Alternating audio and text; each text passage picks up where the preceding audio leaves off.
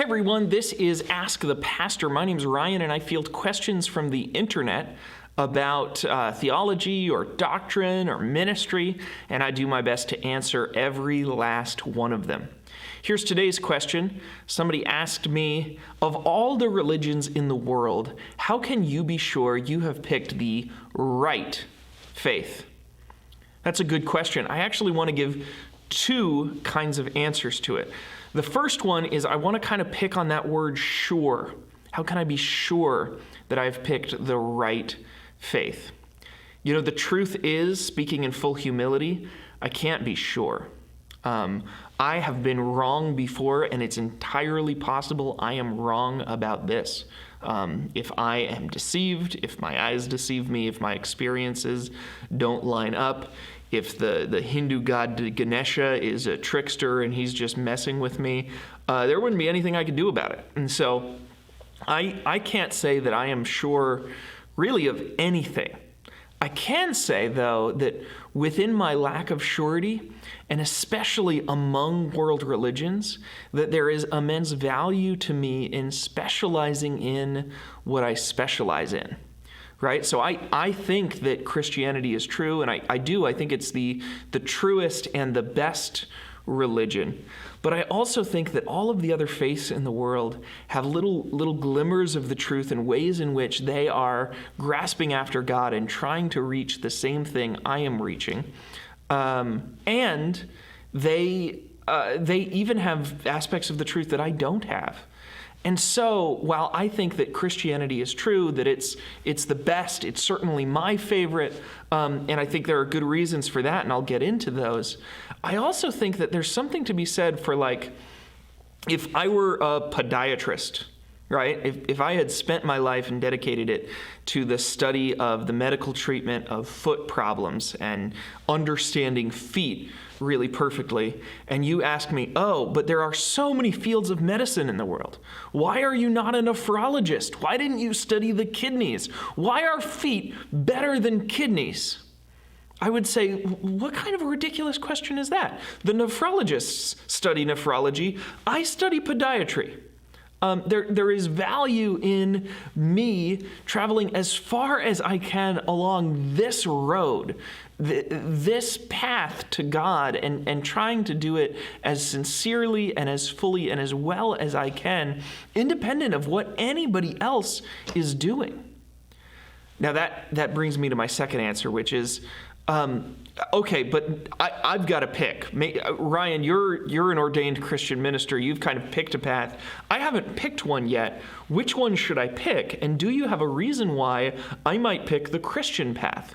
And I do. I actually have three reasons.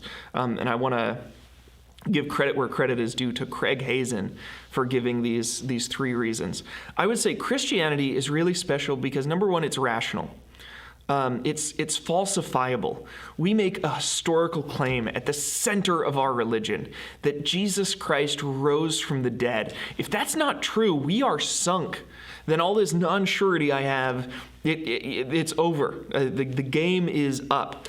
And so the idea that we are believing in something and that our holy scriptures are talking about levels of historical evidence, and they're talking about these witnesses saw this, I think that makes Christianity really unique among a lot of the world religions. The second is it's utterly egalitarian. Christianity has always been for the Jews and the Gentiles together, where there is no man or woman, slave nor free. So no matter who you are, if you are looking to come to Jesus and come before Jesus, you are in the group that is able to do that. You don't have to be a part of a special tribe or a special community or a privileged priestly class. It's for everybody.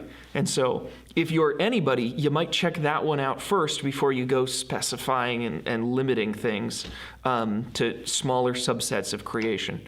And then number three, Christianity has at its center Jesus. And Jesus is really, really interesting. In fact, if you study a lot of other world religions, you'll find that the vast majority of other world religions make statements about Jesus, that they incorporate Jesus into their theological systems. He was just a very unique and very fascinating figure in history, even non-Christian history. And so it's worth spending some time investigating his community and his tribe, so to speak, just to figure out what's going on with him. And then if you want to pivot and go to Judaism or go to Buddhism or go to Islam, you'll find that Jesus already is spoken about and engaged with. He's recognized as a rabbi or as a prophet or as a bodhisattva in all of those different faiths. And so it's a great foundation to work from if you're looking for a foundation to work from. So those are my reasons for choosing Christianity and making Christianity my favorite. Am I sure? Nobody's sure. If I answered your question, I would love to see you share this. If I was articulate or explained something in a way that people have had trouble explaining to you before, I'd love to spread good information around the world.